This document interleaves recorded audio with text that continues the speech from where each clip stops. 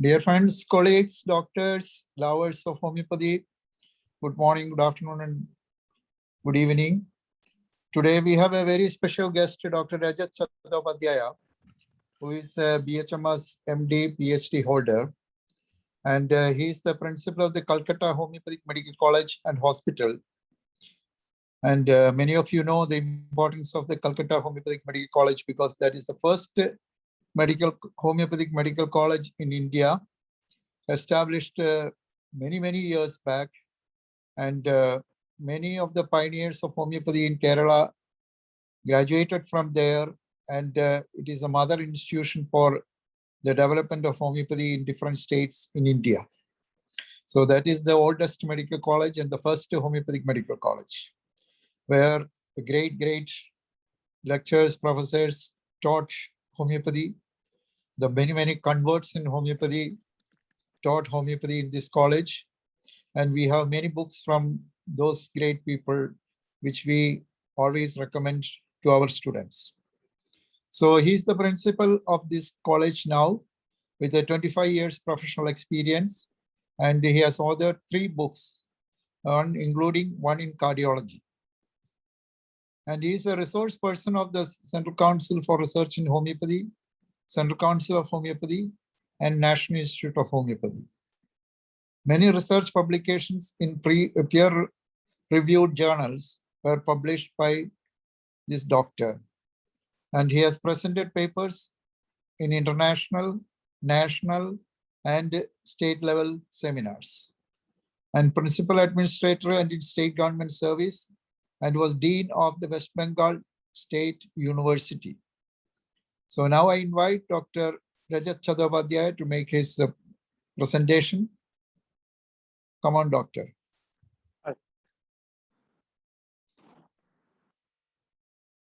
First of all, I should convey my thanks to Dr. Jose and his team for entire effort. It's a long program which I have been observing also. First of all, I want to share my screen with you. The topic today is just understanding or perceiving clinical medicine in the light of homeopathy. So it is just a very big subject. It's not that it's within 30 minutes or 45 minutes or even 1 hour it will be covered. But I just, what I have perceived that I want to share with you. The screen is visible to all the changing slides. Is it visible to all? The second slide is the third slide. This is, I think, visible to all. I am sharing the screen. Yeah, okay. So, Organon medicine, it is a real instrument to learn clinical medicine. Usually, you all agree with this, that what it literally means, the organon, the instrument, the investigation, the plan of treatment, whatever written during when we were student, even the student of BHMS level, there's the idea that about the literally meaning of the organon. But the true sense, it is a real instrument. I must say that it is the magic key to learn clinical medicine, because we have we are very well aware about the clinical medicine, what is knowledge of medicine, what is disease, what is specifically the practice of medicine part. But how, being a homeopath, we should go through this clinical medicine. That is our utmost importance. That my total presentation is just emphasizing on this. So the practice of medicine, it combines both science and art. And Organon of medicine is a simple instrument to learn medicine. It is not from homeopathic philosophy part, or it is not from my perception. It is from Practice of Medicine book. If you go through the very preface part of the Harrison's Internal Medicine, so where it differs? It differs in the concept. The one concept is very materialistic concept, but in homeopathy, it is dynamic concept. But I must say, I must agree that the concept whatever was 10 years back or 15 years back in the clinical medicine part, and with right now, those materialistic concept, materialistic thinking is now very slowly, but it is coming towards our concept. Now, the very many concept of Organon, of homeopathic philosophy, that is acknowledged, even accepted by the man of clinical medicine. I'll show you examples. So what is written in aphorism 3, we all well aware about this. The most important part, that is what is to be cured in the disease. What part? Everyone can say, I am sick, I am not feeling good, I am feeling unwell, whatever.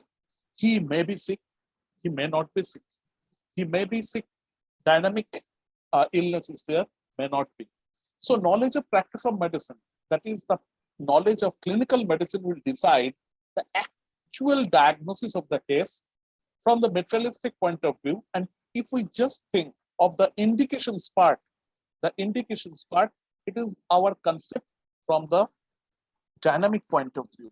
It is not that knowledge of practice of medicine is totally is a property of clinical medicine or the man of modern medicine, and the indications, the part concept, it is only of homeopathy. It is not like that.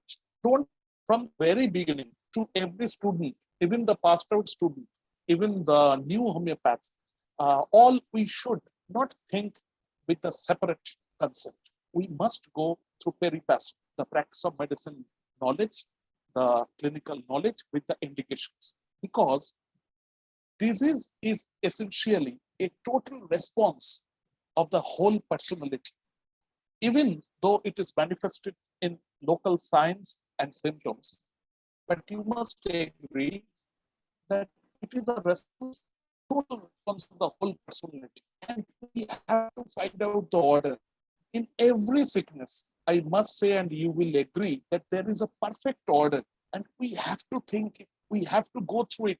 We are the PG students, they're very well aware about the longitudinal study and the cross-sectional studies. So both the studies, the longitudinal studies, we should go through the longitudinal studies of the disease itself, how the disease evolved.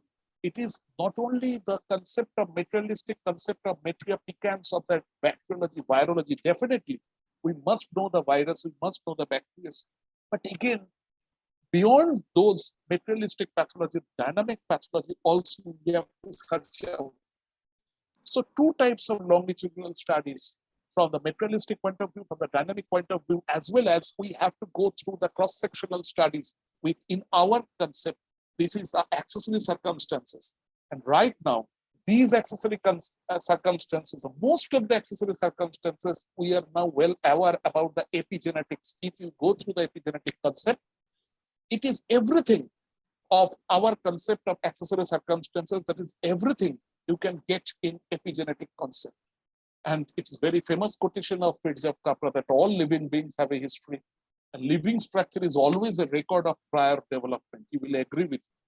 It's a famous quotation because without history, nothing can happen.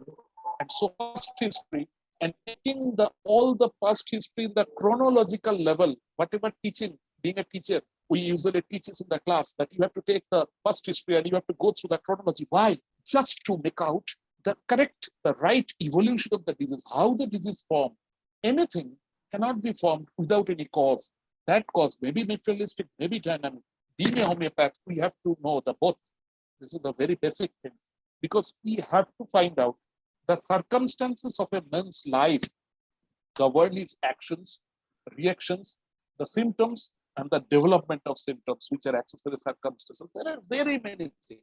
It cannot be combined with one or two, only the personal characteristics, with only the generalities. It may be his schooling, it may be his typical attitude. Even in the different stages of the life, its attitude may. So it may be past history, it may be with the accessory circumstances, even in few others, the concept of life space history. So whatever may be, but from where the actually disease evolved, it is of very important. So we must think for person in disease, not disease in a person.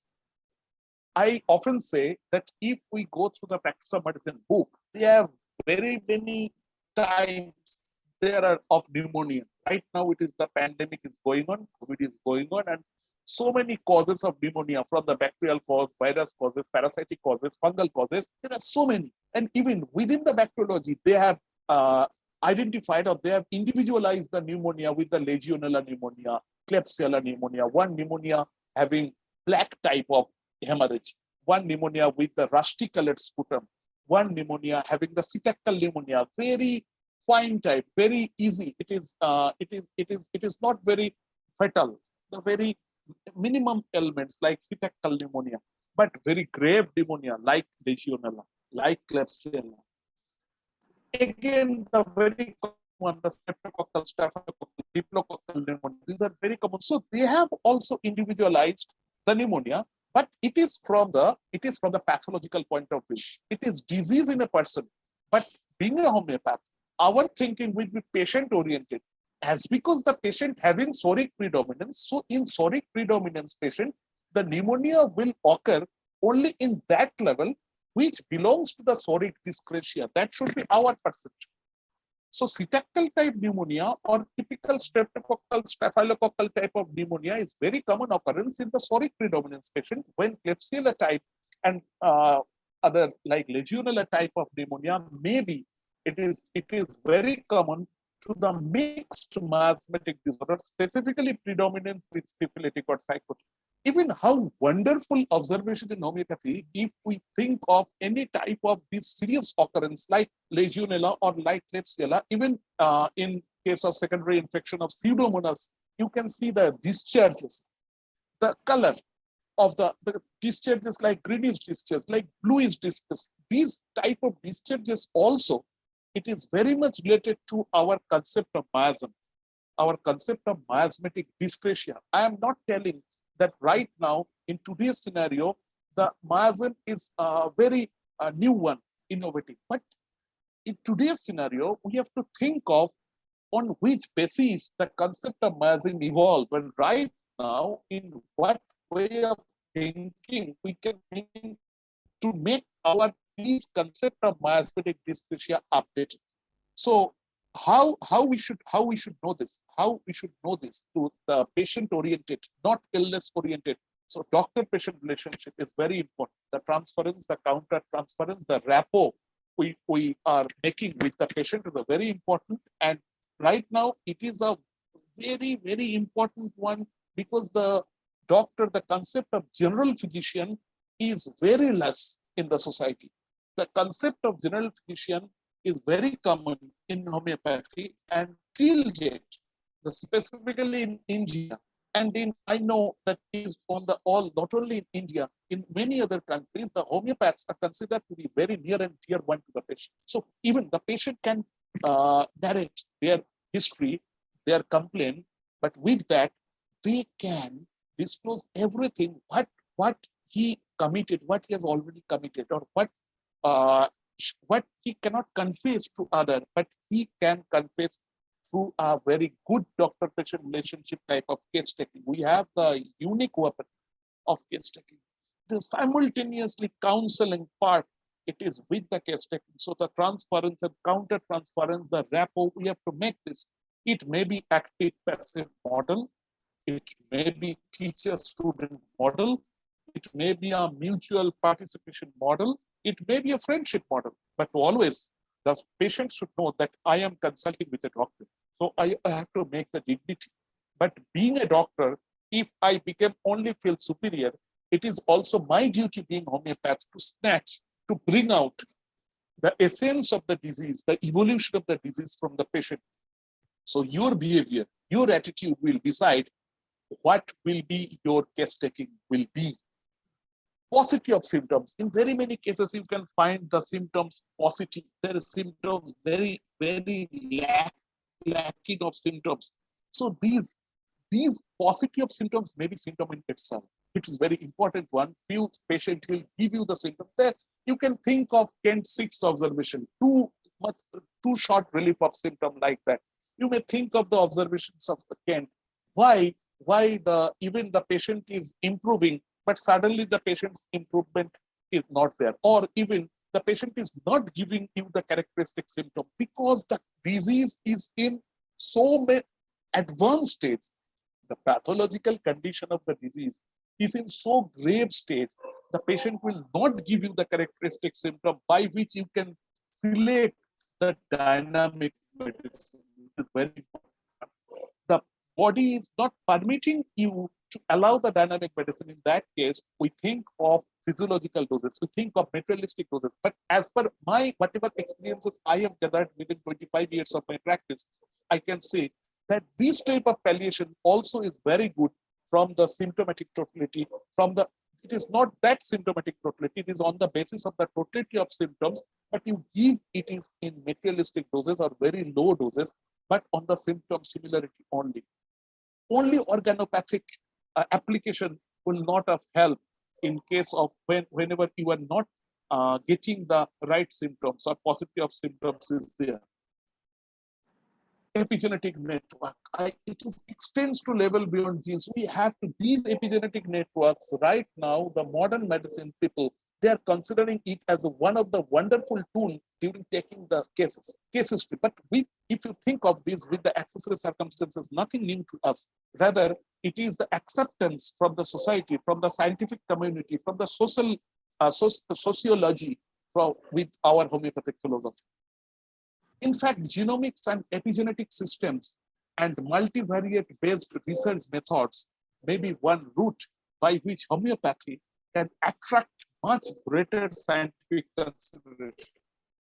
And you just think of the disease of the lifestyle diseases. Right now, we think of the lifestyle diseases. We think of the chronic diseases. We think of the acute diseases first, then the chronic diseases, then the lifestyle diseases. Now, again, the re-emerging of infectious diseases. So whatever we are doing, we are committing in the society, the reflection of the disease after a certain time period, it reflects. So your attitude, our being a man of the society, whatever we are doing, that affects the society. So you cannot ignore the epigenetic setting. You cannot ignore the accessory circumstances. So these are all very important ones. So in the evolution of the disease, even in the approach to control the disease itself, to prevent the disease itself, right now in the community medicine, the preventive medicine is the most important part. From the very beforehand, we can prevent the disease just by something altering our lifestyle measures. Even it is very evident in our aphorism 4 of Organon, the preserver of health. So right now, if we think of our example of right bronchial asthma, there are triggering factors, fundamental causes are there, exciting causes are there. In the modern medicine, endogenous causes are there, exogenous causes are there. So we give much importance to the exogenous causes. What dust particles entering? What are the dust particles entering? Where is the pathogen or allergen substances lying down? But we often ignore the endogenous part. The same thing, it is written in the Practice of Medicine book by the endogenous and the exogenous. The endogenous is within the economic and exogenous outer environment.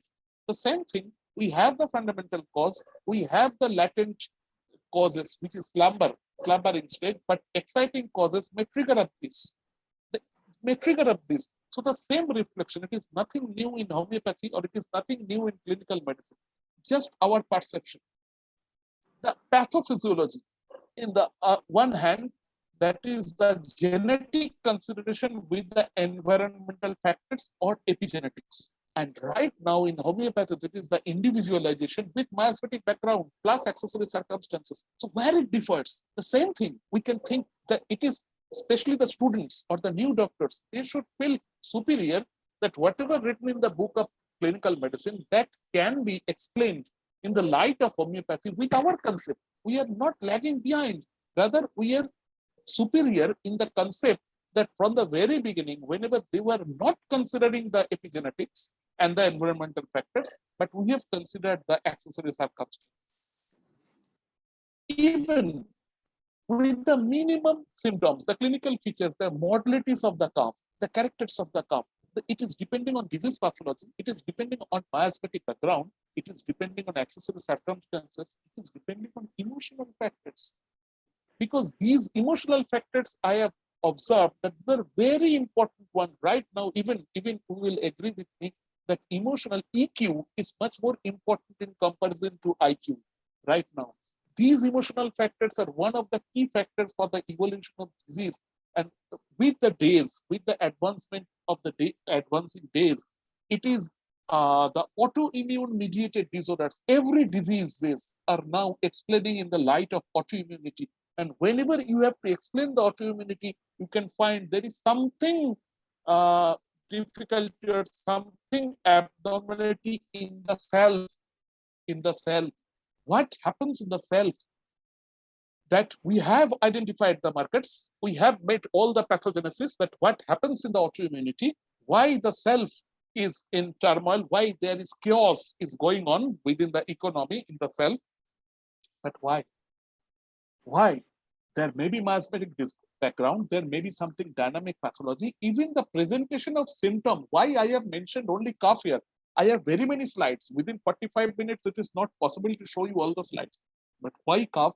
Because I want to show you that very simple thing of cough that also can individualize on the form of simple individualization with the modalities, with the seasonal factors, but also it will in the contrary, if you think that miasmatic dyscrasias with the soric predominance will present this type, and miasmatic dyscrasias with the predominance of that miasm will produce another type.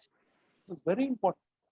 So only written in the Mathematica book, cough is of 3 paroxysms, or cough is of 2 paroxysms. If you think of stannum and if you think of mercury, it is not that only characteristic of mercury, only characteristic of Marxol, cough in 2 paroxysms, or it is only of stannum. You think of stannum, the weakness of stannum, the thinking, the weakness, feeling of the stannum with the tubercular, with the it is the stannum.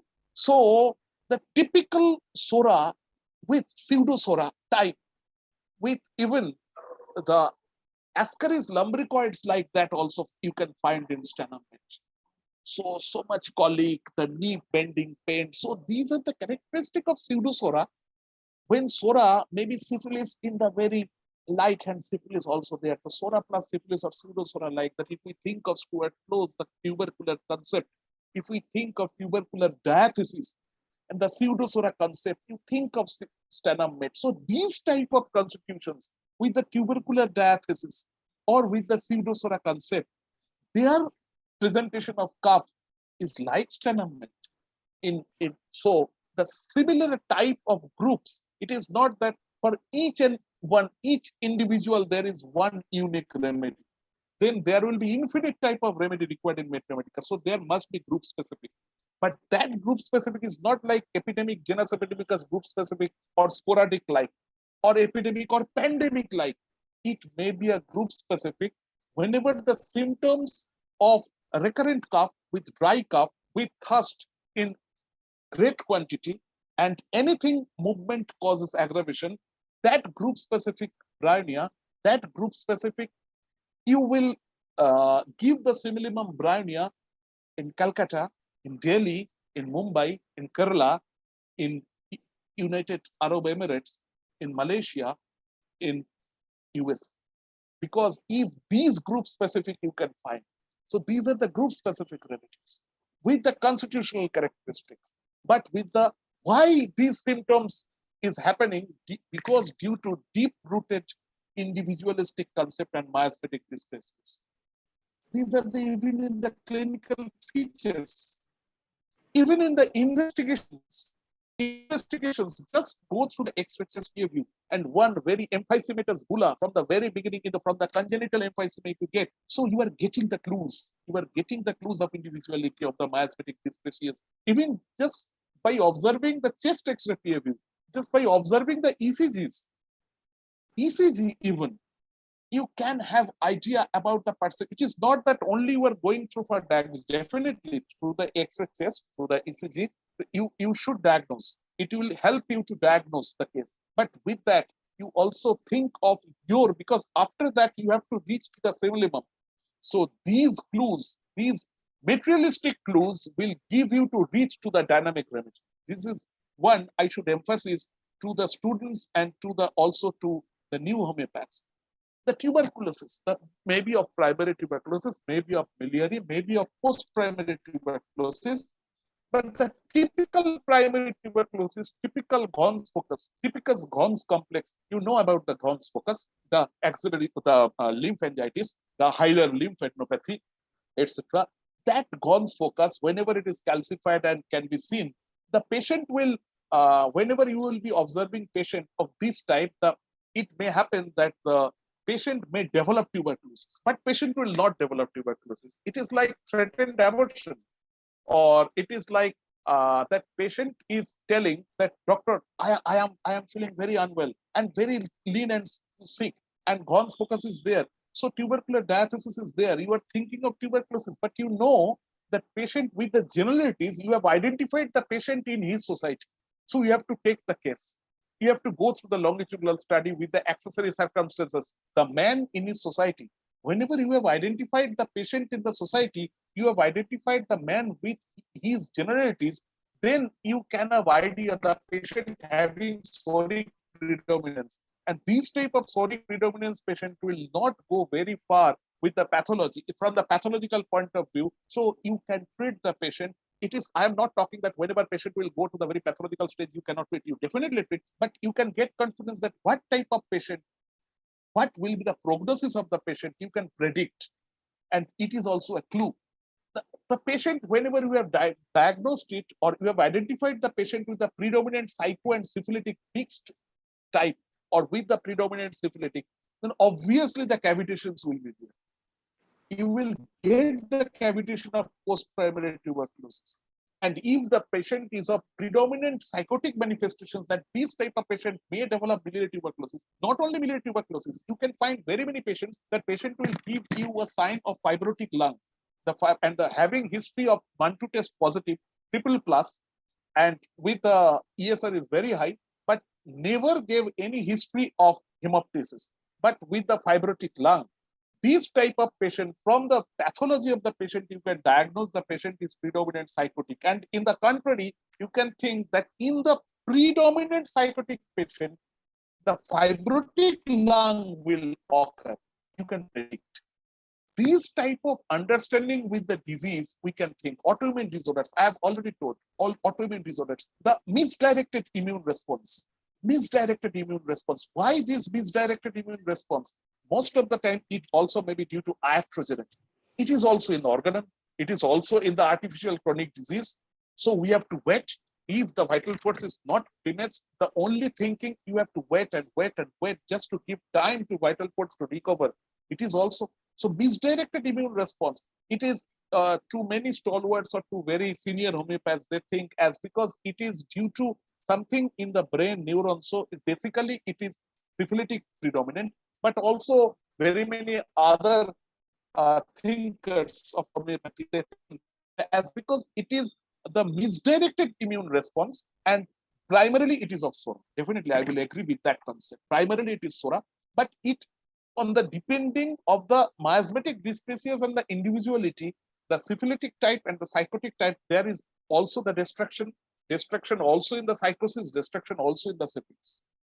Like a fixed idea also in the syphilis, also in the psychosis, but it differs in the manifestation. So you can think of pannus in the rheumatoid arthritis. Also, you can think of the destruction of the cartilages in the rheumatoid arthritis. So mixed psychotic and syphilitic manifestations, you cannot stamp any disease. When it is uterine fibroid, it is a psychotic one because it is the fibroid, it is something infiltration, or it is something extra SOL like that, so it will be psychotic. No, that may be the syphilitic SOL. If you think of like I can say tube ovarian mass, most of the tube ovarian mass are of predominant syphilitic origin.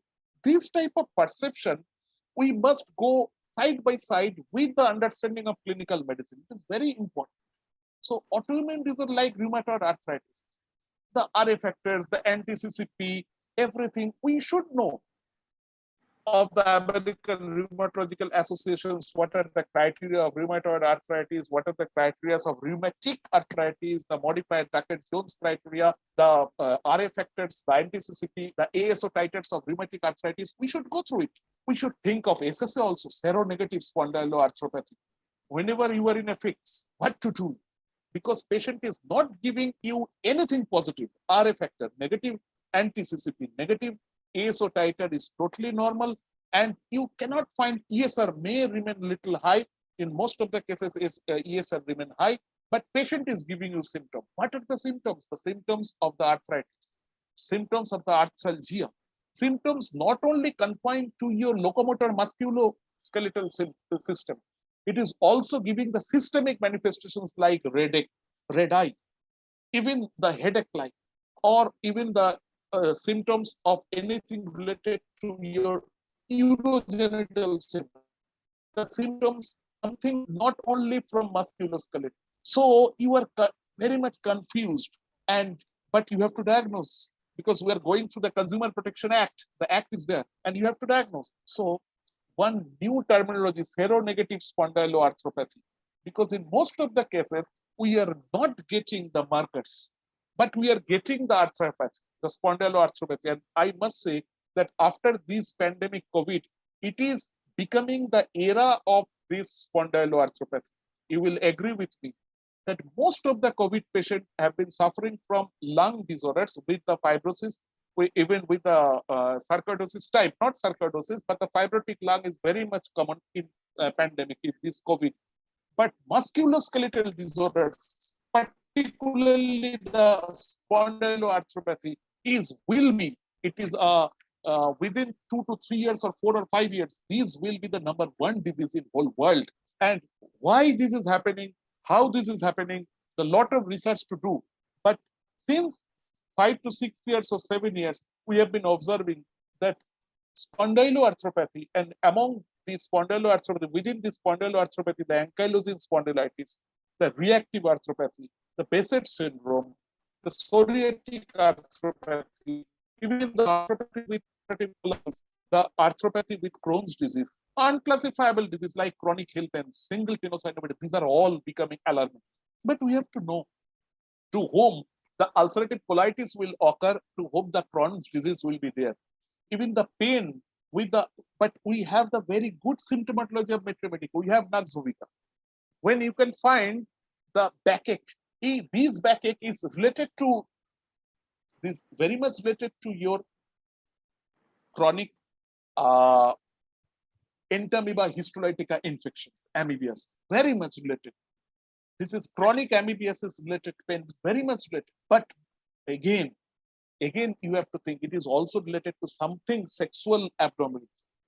The reactive arthropathy, we have the medicine like abrotenone, we have the medicine like calcium. The changing is there. So these are the concept. Whenever it is, we should identify it from practice of medicine point of view, but we should go through the concept of Organon also.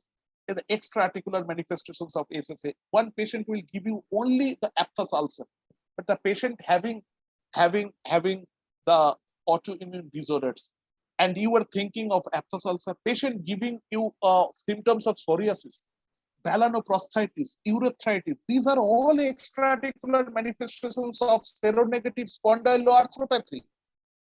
So it is the time when the patient will give you only one or two. The first one, which is enthesopathies, right now it is very, very alarming. You just ask, out of 10 patients who have been suffering, who already suffered from COVID and recovered from COVID, they must be suffering from these junctional tissue inflammation like enthesopathies. These enthesopathies were very common to like AIDS, acquired immunodeficiency syndrome was very common. Even it is very common to hypothyroid patients.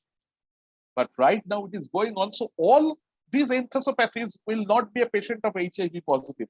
But in the syphilitic predominant patient, we must get these enthesopathies. It is whatever I have seen the cases and I have gone through the dysplasias of the patient. From that observation, I can claim this one. Ankylosing spondylosis, the stiffness. We have a very good drug like these ankylosing. You know the calculator curve, that there are very many senior homeopaths. They are getting very good result from the constitutional treatment by calcrea carb, by puja, occidentalists. These are the very good drugs of ankylosing. The small drugs may give to a very little relief, but with the constitutional symptoms, and even if the pathology is not too far, there with the help, you have to take the help of auxiliary measures like physiotherapy, but in ankylosing spondylitis is not of much help.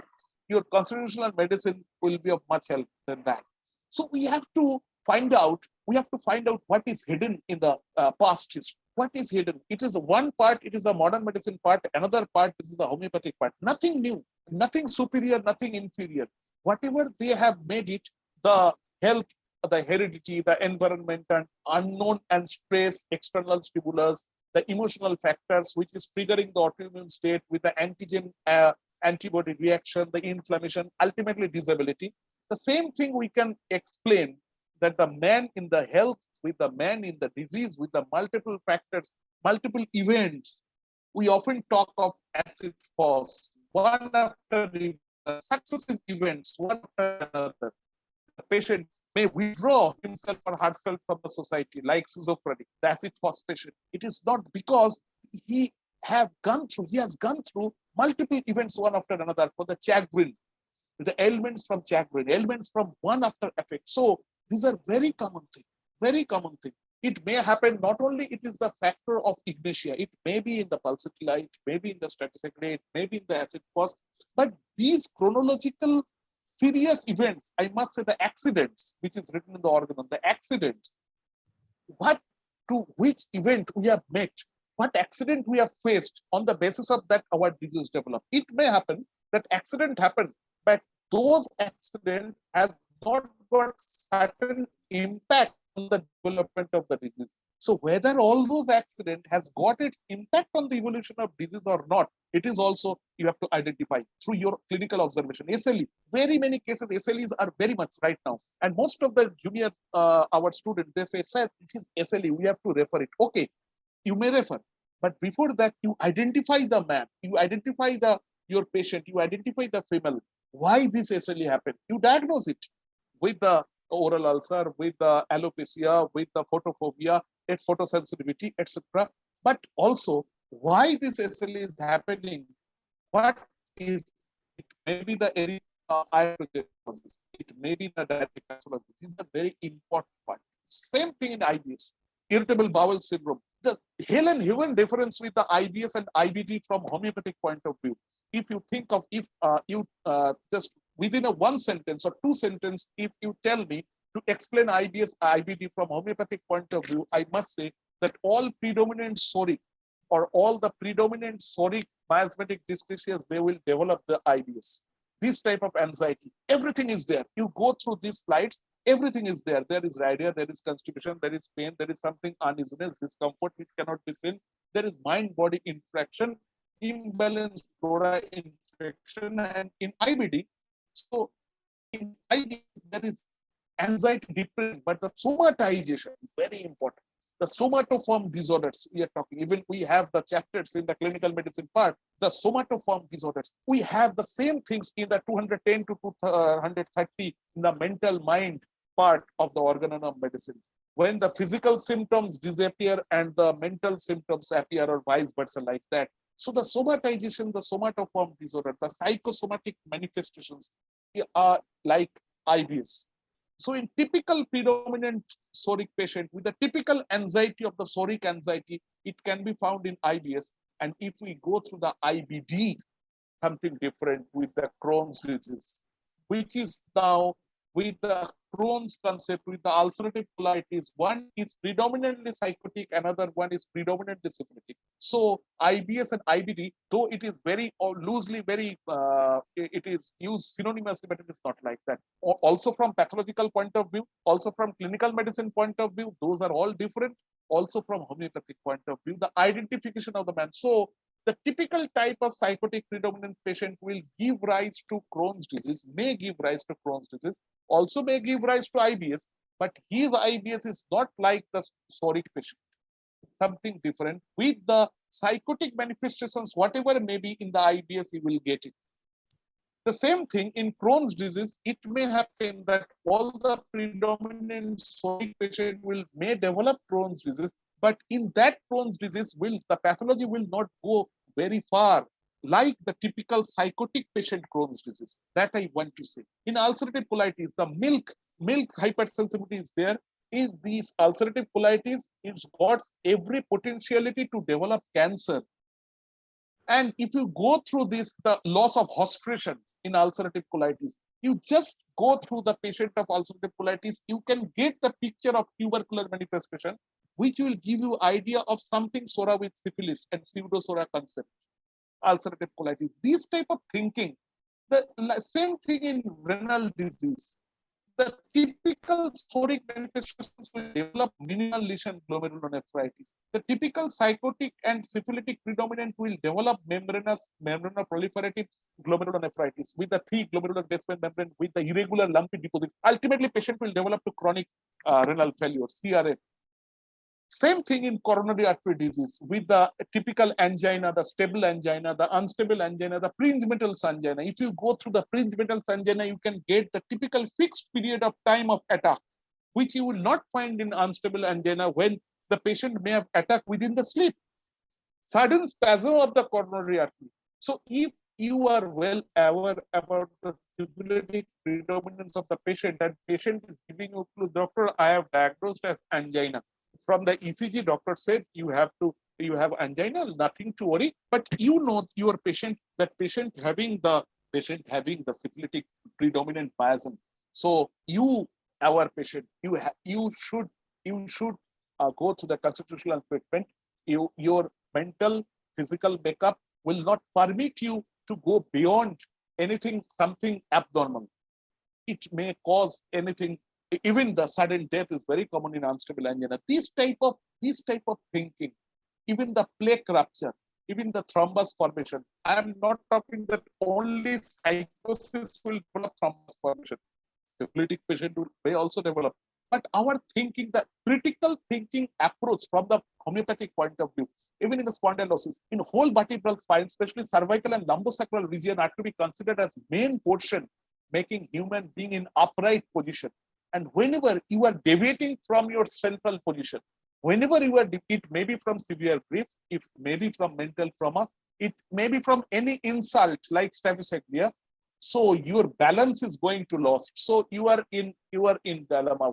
So your spondylosis, somatically, the influence of these emotional conflict representing complaints of the above observed area of the spinal column.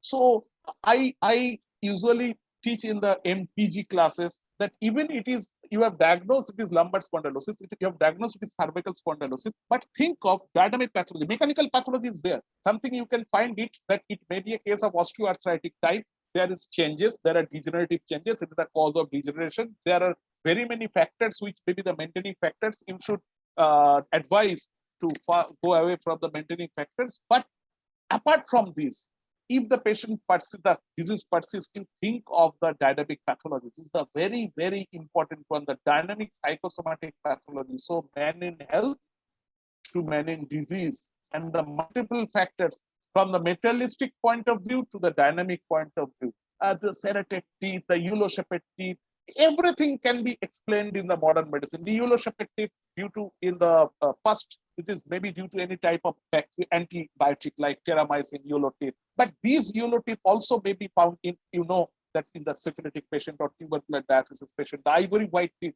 of tuberculosis, also it is in the syphilitic type.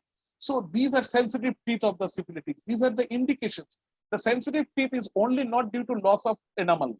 It is, you will advise only the test and that will go. Definitely, you may advise any pest. You may take advice to take good care of oral hygiene. But also it is a clue, dynamic clue that patient having the sensitive teeth may be giving you clue of predominant syphilitic one, like serrated teeth. So the keen physical observations, the hairy back inverted pyramid like tuberculinum, the blue sclera of the tubercular, these are the observations. The peptic ulcer disease, it is not only Helicobacter pylori will cause the duodenal ulcer and the gastric ulcer. So why? harikari worry of the duodenal ulcer. So in predominant psoric patient will develop mostly the duodenal ulcer. So these are the concepts. So the effect of marriage. The psychotic trend develops the worst forms of degeneracy because of the basic suspicion and jealousy. These are from Robert's book. So how wonderful he explained in his book about the concept of psychosis, sora, and psychosis like the syphilitic stigma has the mark of self-condemnation. I was talking that the both syphilis and psychotic has the self-condemnation. So in case of autoimmune disorders, we must think these two miasms peripass, which is not only the psychosis and not only the syphilis, even the arthritic troubles of the eye. It is in the 1950 of Robert's book. It is arthritic troubles of the eye are a combination of psychosis and sora. It is autoimmune disorders. Right now we are considering that with the arthritis, there may be a red eye. But it is from the very beginning. So we have to identify the cause of the cause. The cause may be intrauterine life, unwanted pregnancy, may be related to puberty, menarche, marriage, childbirth, menopause, even the dissatisfaction of the job, even the retirement. I have seen very many patients with very good going on after retirement. Since the retirement, he cannot adopt with the post-retirement phase and develop it. So these are the dynamic pathology. We have to go through the sociology, anthropology, medical geography, the certain part of the area they might develop this type of disease. We should have idea about the physiognomy, psychology, psychoneuroimmunoendocrinology. We can explain our holistic concept. So the changing lifestyle and the socioeconomical status, the very important part, the very first life we are going through, major behavioral changes in lifestyle, and you ask any chronic patient of arthritis or psychosomatic disorders, all will say you that doctor, I feel very alone. No one to talk, no one to speak with, to whom I should speak. My husband is so busy, or even the male patient, my wife is busy with other. And right now, even just yesterday, I was in a holiday, and I seen one couple, very young couple, both in the restaurant, and both in the restaurant they are busy with smartphone in the one table. With the 30 minutes time for the food to come, within the 30 minutes time, they didn't utter a word between those. A very new, just young couple, and they were busy with the smartphone. So we all are going through a very with life, which is very, very fast life, and with the loneliness, the powerful influence of media, whatever media instructed us, advised us, we go through it, and decreased concern about moral values. These are the these things, these type of etc. There are very many. These are one of the factors to for the evolution of the disease. Even it is written in the 17th footnote that you don't have necessity to give medicine to all, because in very many cases you may have to give the moral remedy, and you have to counsel like that. Whatever what concept that disease evolved, you being a counselor, you have to dissipate that by an identical cause. It is not the perception of the first year or second year student or third year student even to know the what concept these 17 footnote have in the organon of medicine. But in very many cases of irritable bowel syndrome of the psychosomatic causes, the medicine may not be required. A good doctor with good consultation consult attitude, he may cure the case. These are so the useful to physician to cure the particulars of the most probable exciting cause and most important, most significant points in the whole list. So the anamnesis part, Hahnemann never coined the word anamnesis, but what is the most important points in the whole history from which the disease evolved? This may be a single line totality in a case. These are the findings or observations with the pot-bellied children of sulfur. You can see the very cracked tongue of the patient of the nitric acid with the similar type of manifestation, physical manifestations, the mucocutaneous junctions with the anal fissure, with the cracked tongue, with the position of the mucocutaneous junctions of the patient. You can see the ignatia and staphysagria in both the, you can just refresh your memories with the art of taking of Pierre Smith with the staphysagria and ignatia eye. You can think of grief of ignatia. The color of grief is blue. You can see the blue saris. You can think of staphysagria, you can think of staphysagria with the exhibitionism and with the physical ailments of one-sided moles. So, but the patient is giving you symptoms of osteoarthritis. If we confine ourselves to only the disease pathology, you may not cure the constitutional with the constitutional treatment. It is impossible. So psora, with the psora, it is not only confined to the psoric manifestations, everything within the psora. So same thing I have gone through. I have gone through this one. The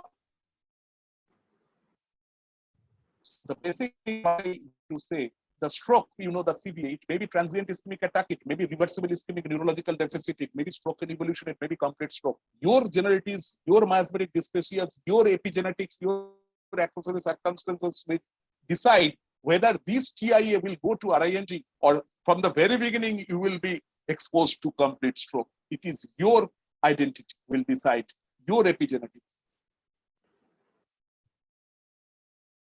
So also in the Metria Medica, the typical concept of aconite, the typical anxiety neurosis of aconite, the typical concept of anacardium, which is you may see in GPI, general paralysis of consent, is written in anacardium. The two will, one is one is telling to do, another is telling not to do, like that. And I am in the under superior power. I am anything I am hearing from the very graveyards. These are the findings of anacardium, arnica concept.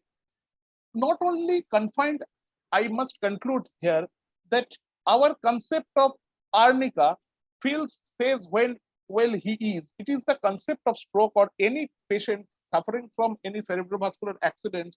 It is a common symptom. But whenever you will be prescribing arnica, it is on the basis of the arnica. The patient must be of syphilitic nature. Patient must have the few characteristics of arnica. Even the thuja, the concept of thuja in pityriasis, only one small writing is there. There something eruption on covered part. Eruption on covered part. In pityriasis versicular manifestations, you can find the thuja and the bad effect of vaccination. It is also in the bacillus. Okay, just I will interrupt you. I hope you will come to our forum again, because you have gone through a lot of topics, and now it is time for the question answer session. We have only 5 minutes, and we have to wind up at 9:30 because of our Malayalam sessions starting at 9:30 p.m. So now I request Dr. Hubert Silva to ask his question. If any questions, Dr. Hubert. Dr. Hubert.